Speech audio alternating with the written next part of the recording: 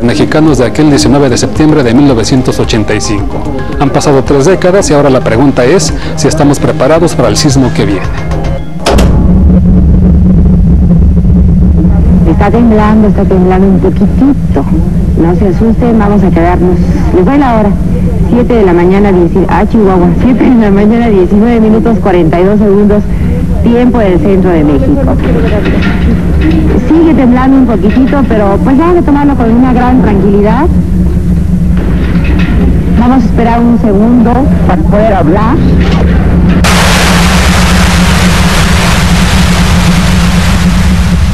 En 1985 yo estaba tomando clases a las 7:19 de la mañana, pero como no había celulares, no había WhatsApp, no había Face, nada, pues no había mucha información. Pues recordemos que el daño fue muy grande, fue la Roma, fue en la Doctores, fue en la Juárez, Centro, acá en Tlatelolco, y ahí vi pues que se requería ayuda, y habíamos yo creo que como 100 muchachos en la zona, y como 7 o 10 empezamos a romper una losa para sacar a un niño que se había detectado unos 6 años. No había como un entrenamiento básico para la protección civil. Incluso ya había habido un evento grande un año antes en San Juanico, y como que la protección civil no creció, no nació, no terminó de nacer, hasta que en 1985 viene el sismo. Aquel 19 de septiembre de 1985 Fernando tenía 20 años de edad. Hoy tiene 50 años y es uno de los fundadores de la Brigada de Rescate Topos, la cual nació de manera espontánea como una respuesta ciudadana a la emergencia, al rescate de víctimas. Dice que recuerda como si fuera ayer la tragedia que provocó el terremoto en la Ciudad de México. 700 edificios se vinieron abajo y aparecieron cientos de héroes anónimos dispuestos a todo ante la falta de capacidad de las autoridades para enfrentar el desastre. Fue muy criticado entonces que el jefe de gobierno, el jefe de la Ciudad de México, el regente, tardó en responder ante la población civil. Tardaron en salir los cuerpos de emergencia y realmente de ayuda, y aún así fueron insuficientes, ¿no? El reclamo social fue claro, la presencia no se dio en forma inmediata, los apoyos tardaron en llegar, por eso hubo una organización ciudadana que justamente fue lo que provocó que la solidaridad de las personas se viera, la comunidad participara.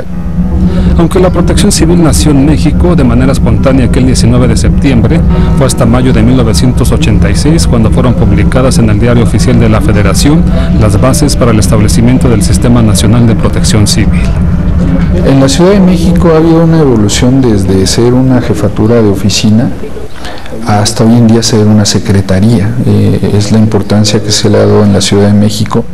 Una de las primeras acciones para evitar otro desastre similar fue la modificación en 1986 del Reglamento de Construcciones de la Ciudad de México, que en sus primeros cambios consideró normas muy estrictas, pensadas para que los inmuebles soportaran un gran terremoto de 8.5 grados en la escala de Richter, es decir, 4 décimas mayor al de 1985.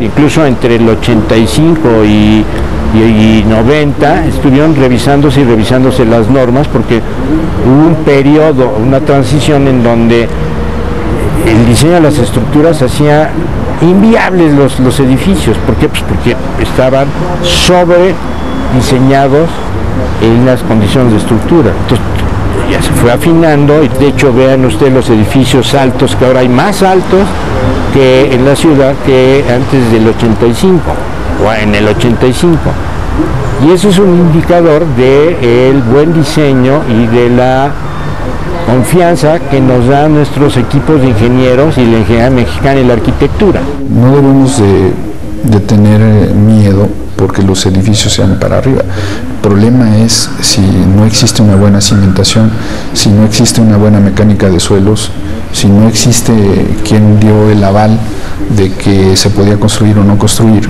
El problema no es que tan altos, el problema es, o la solución es, qué tanto se consideraron los mecanismos de subsuelo. Sin duda la exigencia es de que al menos los edificios cumplan con un sismo de 8.5.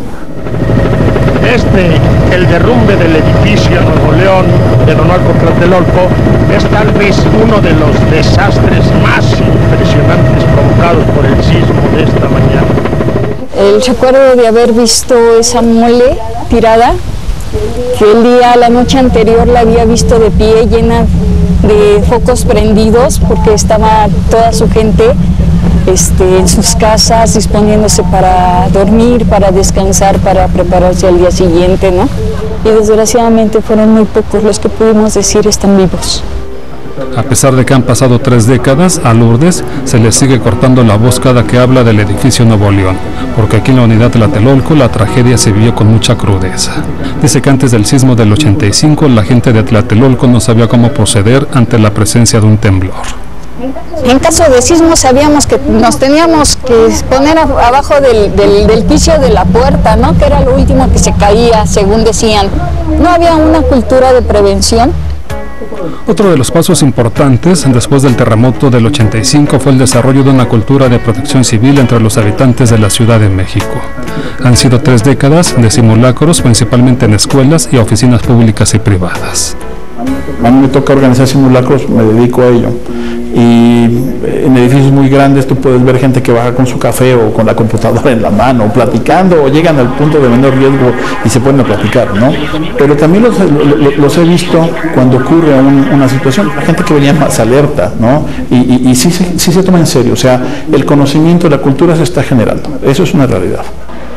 Sin embargo, los simulacros se practican cada vez con menor frecuencia, a pesar de que en todos los inmuebles, incluyendo los habitacionales como los de Tlatelolco, se deben realizar 3 veces al año según la Ley de Protección Civil del Distrito Federal. Yo creo que tiene más de 7 años que no se hace un simulacro realmente. Se hacen en las escuelas, ¿sí? Las escuelas sí, los niños llegan y nos dicen, es que tuvimos simulacro, ¿y qué pasó? ¿Qué tal te fue? Pues es que todos estábamos riéndonos. Abdul tiene 22 años de edad y toda su niñez la vivió con simulacros frecuentes en las escuelas donde estuvo. No corro, no empujo y no grito. Pues lo más rápido posible, sin correr. ¿Pero lo toman en serio? Pues no, en el momento del temblor yo creo que todos entramos un poco en crisis sí, pero bueno, yo que ya he vivido aquí los temblores, pues ya nada más me relajo. Me pongo en mi marquito. Abdul pertenece a la generación de jóvenes nacidos en Tlatelolco que no vivieron el terremoto del 85 y que a diferencia de sus padres y sus abuelos tiene otra forma de ver la protección civil. La verdad, yo ahí solito no me bajo, pero pues sí me pongo en un marco y ahora sí que Dios me ampare, ¿no? Entonces sí, pues ya, si me muero, me muero. La verdad yo es porque no lo he vivido, pero me imagino que si yo hubiera vivido en esa circunstancia, obvio me saldría de mi casa. De hecho, mi mamá y mis abuelos se ponen en una histeria total y yo los tengo que tranquilizar. Tenemos 2 tipos de población. La población justamente que vivió el sismo del 85 y que sabe que es real, que puede suceder una emergencia mayor, y la población que no ha tenido la experiencia. Entonces tenemos que seguir trabajando con esta población que todavía no ha madurado en el concepto de la emergencia, y es ahí donde tenemos que seguir trabajando e insistiendo. Además, la Ley de Protección Civil del Distrito Federal señala que todos los inmuebles de la ciudad deben contar con un programa interno de protección civil. Las autoridades aseguran que prácticamente todas las oficinas e instalaciones públicas y privadas cumplen con esta obligación, no así los inmuebles destinados para vivienda como los de Tlatelolco. Sí nos hace falta comités por edificio de protección civil. Incluso usted puede checar y no tenemos ningún área marcada como punto de reunión en caso de un sismo. Lo más eficaz sería que una autoridad viniera y realmente platicara con los vecinos, que conciliara, ¿no?, esos programas de protección civil. El secretario de Protección Civil asegura que en la Ciudad de México hay 7,000 unidades habitacionales. Dice que ha sido difícil convencer a los vecinos de que formen los planes vecinales de protección civil. A veces es difícil organizar a todos por igual, entonces cada solución a veces tiene que ir en particular, ir caso por caso y resolverlo, y ese obviamente es un trabajo de mucho tiempo. Jessica trabaja en la Unidad de Protección Civil de Tlatelolco y además también nació en Tlatelolco. Dice que no se han podido poner de acuerdo autoridades y vecinos en la preparación de un programa interno de protección civil. Como vecina yo lo veo mal porque aquí yo crecí. Me da tristeza ver cómo ha decaído tanto por parte de autoridades como de vecinos que no nos apoyamos. Como protección civil me da más coraje aún, ¿no? Porque ha habido cosas que se pudieron haber resuelto. El presidente de Coparmex, Ciudad de México, vivía en Madrid, España, cuando ocurrió el terremoto del 85. Recuerda que allá se decía que la Ciudad de México había desaparecido como consecuencia del sismo. Una tragedia impresionante, el número de víctimas fluía, se decía que había miles, pero no se decía cuántos, y bueno, pues sí fue un tema dramático. José Luis Beato González asegura que a los empresarios de la Ciudad de México no les ha ido tan bien como quisieran con el tema de la protección civil. Las leyes, los reglamentos, los términos de referencia, también se ha ido convirtiendo en un tema burocrático que cada día nos pesa más a los empresarios porque nos piden muchas cosas que pensamos que no deberíamos tener que cumplir. La ley se hace cada vez más compleja, se piden más requisitos y esto implica mucho gasto para las empresas. El problema, asegura el presidente de Coparmex, es que esta ley es muy difícil de cumplir. Cuando hay una ley tan complicada, pues implícitamente se genera corrupción que viene de la mano del no cumplimiento de la ley, que para muchos, sobre todo pequeños empresarios, pues es prácticamente imposible cumplir, y eso motiva que algunos inspectores aprovechen para cobrar mordidas. Tenemos casos en que, incluso listados que hemos hecho, en donde la ley está pidiendo al empresario que cumpla con 25 puntos y en la propia unidad de protección civil le pide 35, 40, piden cosas que las unidades de protección civil piden cosas que ni siquiera la ley obliga a cumplir a los empresarios. El tema de la corrupción implica que el funcionario público corrupto amenaza a la empresa con cerrarla si no paga la correspondiente mordida. Somos muy respetuosos de Coparmex. Desde la Secretaría de Protección Civil exigimos lo que la ley dice, y si los empresarios cumplen con la ley, pues nadie los puede presionar más allá de la ley. Por muy exigentes que pudiéramos ser, a veces quisiéramos exigir más, porque hay empresarios que son decidiosos, hay empresarios que ven el beneficio económico y no ven el beneficio de la población. En lo que se ha avanzado, y la Ciudad de México es pionera y ejemplo mundial, es en el sistema de alertamiento temprano, mejor conocido como alerta sísmica. Comenzó a operar en agosto de 1991 de manera experimental y como una herramienta de estudio. El 14 de septiembre de 1995 realizó el primer disparo de alertamiento en la Ciudad de México, considerado como el primer alertamiento público a nivel mundial. El sistema tiene más de 20 años al servicio y ha evolucionado al nivel que actualmente vemos. De tener 12 sensores en Guerrero, ahora tenemos prácticamente, incluyendo los de Oaxaca, y otras coberturas en las costas de Jalisco, Michoacán, Colima, Guerrero, Oaxaca y Puebla. Ya sumamos prácticamente 100, son 97 sensores, hay proyectados del orden de 120, faltan algunos todavía por colocarse en el norte de Oaxaca, frontera de Veracruz, y hacia Chiapas, que es también un territorio sísmico. La alerta sísmica es una compleja herramienta desarrollada por investigadores mexicanos. Dependiendo de la lejanía del lugar donde se registra el sismo, el alertamiento puede ocurrir con hasta 60 segundos de anticipación a la llegada del temblor a la zona más densamente poblada del país, el Valle de México. Esperemos que sea útil en el momento en que un nuevo sismo grande ocurra, ¿no? Nos va a dar 60 segundos para actuar. Esos 60 segundos son suficientes para que te resguardes en un lugar. Los cuerpos de emergencia, los hospitales, el metro y todas las instituciones que se dedican a proveer servicios antes, durante y después del sismo estén preparadas, para que las escuelas sean avisadas y los niños sean puestos a resguardo. O sea, es una herramienta magnífica. En 20 años de servicio, la alerta sísmica se ha disparado 60 ocasiones por temblores superiores a 6 grados en la escala de Richter. En los últimos años solo ha tenido una falla. El año pasado tuvo una falla de un rayo que cayó en una de las antenas de transmisión que justamente ocasionó que se difundiera un sistema de alertamiento. De ese entonces a la fecha no ha habido fallas. Nuestro alertamiento sísmico tiene un 99.2 de certeza. Por iniciativa y además financiamiento de Japón, se creó el Centro Nacional de Prevención de Desastres, que comenzó a funcionar en 1988. Cuenta con un laboratorio de estructuras, único en América Latina, en el cual se prueba la resistencia de los materiales de construcción al simular situaciones semejantes a un terremoto. Se prueban materiales nuevos, llegan aquí una serie de materiales que quieren que probemos porque los van a proponer, entonces se hacen, por ejemplo, esos muros con estos materiales y se ve cómo cambia la resistencia de ellos. Esa es una pared de escala la que están probando, pero se han probado inclusive vigas de los segundos pisos para ver su comportamiento y demás cosas. La información de aquí se va directamente y se aplica en las normas. A pesar de que el Senapred nació para estudiar y proponer estrategias de prevención relacionadas con el fenómeno sísmico, su campo de acción se ha extendido a la atención nacional de todo tipo de desastres. Cuenta con un monitoreo constante del comportamiento de los volcanes de Colima y Popocatépetl, así como de los huracanes en las costas mexicanas.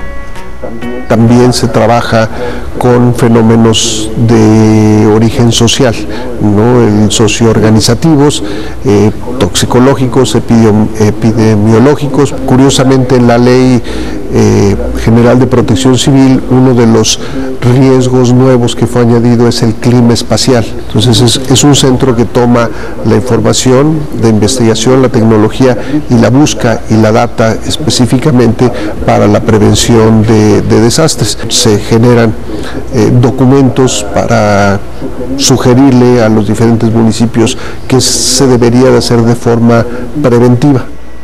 A nivel nacional existe una Coordinación Nacional de Protección Civil que depende de la Secretaría de Gobernación. En 1996 se creó el Fondo de Desastres Naturales, FONDE. Se han emitido leyes y reglamentos federales.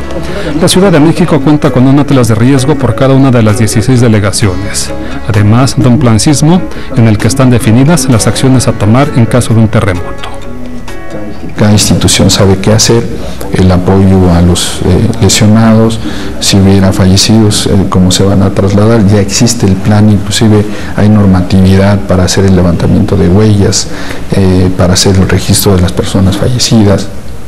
Todo lo que vivimos el 85 hemos tratado de irlo aprendiendo y sobre todo llevándolo en blanco y negro para que todos sepan exactamente qué hacer en caso de una emergencia y justamente ese plan no tengamos que venir a ponernos de acuerdo a ver qué te toca a quién. No, ya está el plan por sus ejes, distribuido por sus responsabilidades y cada quien sabe qué hacer en caso de... Ahora la pregunta es, ¿estamos preparados para enfrentar el sismo que viene? Sabemos que puede llegar un sismo importante, igual o inclusive superior al que tuvimos en el 85. Bueno, pues lo menos que podemos hacer es garantizar que lo del 85 logremos pasarlo. Yo creo que el 85 nos dejó tanta enseñanza, pero que no ponemos en práctica. Hemos sobrevivido, hemos logrado generar mejores conocimientos, hay tecnología, la mancha urbana ha crecido, la extracción de agua ha aumentado. Y por un lado hemos superado algunos aspectos, por otro lado problemas de otra índole también existen y se han acentuado. Sí se ha avanzado, falta mucho. O sea, falta mucha cultura dentro de la población y dentro del gobierno. Y realmente hacer, como lo marca el reglamento del DF, pues 3 protocolos serios al año, tres evacuaciones serias, no nada más es bajar las escaleras. Si vamos bien, algunos países nos ven como ejemplo. Yo lo que quiero es que no defraudemos a los que nos ven como ejemplo.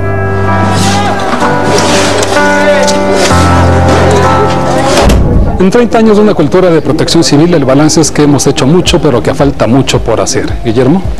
Así es, Saúl. 30 años de duro aprendizaje para la Ciudad de México y también para el resto del país. Daniel.